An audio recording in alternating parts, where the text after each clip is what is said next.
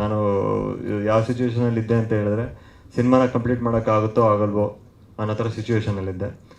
ಇದೇ last year cinema stop ಮಾಡೋಣ, ಎಷ್ಟಾಗಿದೆಯೋ ಅಷ್ಟು ಬಿಟ್ಬೇಡ ಅಂತ ಸ್ಟಾಪ್ ಮಾಡಿದ್ದೆ. ಏನೋ ಅಮ್ಮನವರು ದಯ ತೋರ್ಬಿಟ್ಟು ನನಗೆ 1.5 ಕೋಟಿ 2 ಕೋಟಿವರೆಗೂ ದುಡ್ಡು ಬಂತು ನನಗೆ.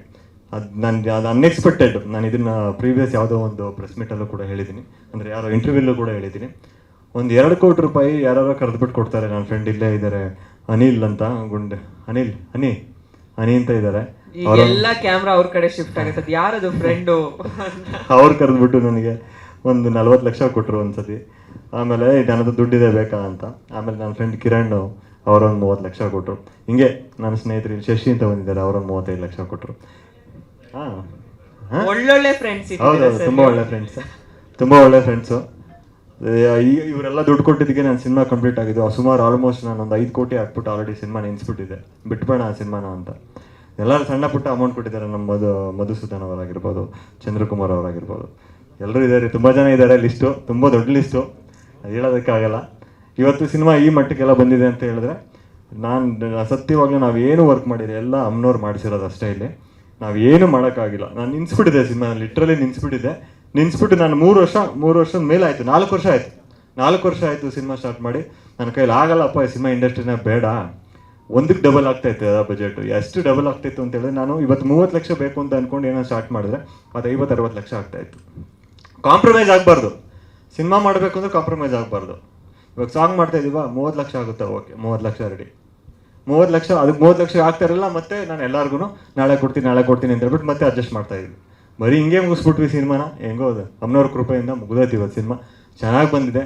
ನಾವಂತೂ ಸತ್ಯವಾಗ್ಲೂ ನಾನಂತೂ ಏನು ಮಾಡಿಲ್ಲ ಸರ್, ಎಲ್ಲ ಮಾಡಿಸಿರೋದು ಅಮ್ಮನವ್ರೇ.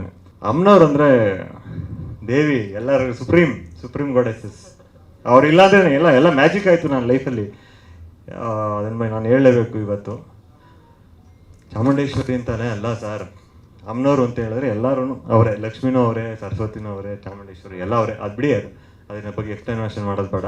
ಅವರಿಂದನೇ ಸರ್ ಆಗಿದ್ದು. ನಾನು ಹೇಳ್ದಲ್ಲ ಸರ್, ನನ್ನ ಹತ್ರ ನಾನು ಕಾರ್ EMI ಕಟ್ಟೋದಕ್ಕೂ ದುಡ್ಡಿರಲಿಲ್ಲ.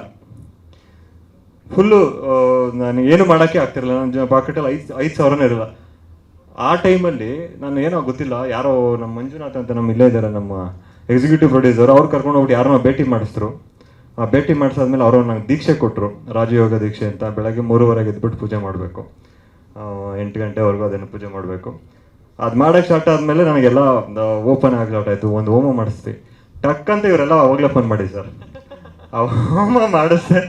ಎಲ್ಲರೂ ಫೋನ್ ಮಾಡಿದ್ರು, ಮನೆಗೆ ಫೋನ್ ಮಾಡಿದ್ರು, ಎಲ್ಲರೂ ದುಡ್ಡು ಬೇಕಂತ ಫೋನ್ ಮಾಡಿದ್ರು. ಆಟೋಮೆಟಿಕ್ಕಾಗಿ ನಂಗೆ ದುಡ್ಡು ಬಂದ್ಬಿಡ್ತು. ಒಂದು 2 ಕೋಟಿವರೆಗೂ ಬಂದ್ಬಿಟ್ಟು ಸಿನಿಮಾ ಮುಗಿಸ್ಬಿಟ್ಟೆ ನಾನು. ಕೊಡ್ತೀನಿ, ಏನಿಲ್ಲ, ಜಕ್ಕಾರೆಡ್ಡಿ ಅಂತ. ದೀಕ್ಷೆ ಕೊಟ್ಟರೆ ಅದು ಮಾಡಬೇಕು. ಅವರು ದೀಕ್ಷೆ ಕೊಟ್ಟಿದ ತಕ್ಷಣ ಎಲ್ಲ ಆಗಲ್ಲ. ಅದನ್ನು ನಾವು ಪ್ರಾಮಾಣಿಕವಾಗಿ ಮಾಡಬೇಕು. ಮಾಡಿದಾಗ ಅದು ವರ್ಕೌಟ್ ಆಗುತ್ತೆ. ಎಲ್ಲರೂ ಹೇಳ್ತಾರೆ ದೇವ್ರು ನಂಬಲ್ಲ, ದಿಂಡ್ರು ನಂಬಲ್ಲ ಅಂತ. ನಾನು ಅಷ್ಟೊಂದು ನಂಬ್ತಾ ಇರಲ್ಲ, ಅದನ್ನೆಲ್ಲ ನಂಬ್ತಾ ಇರಲಿಲ್ಲ.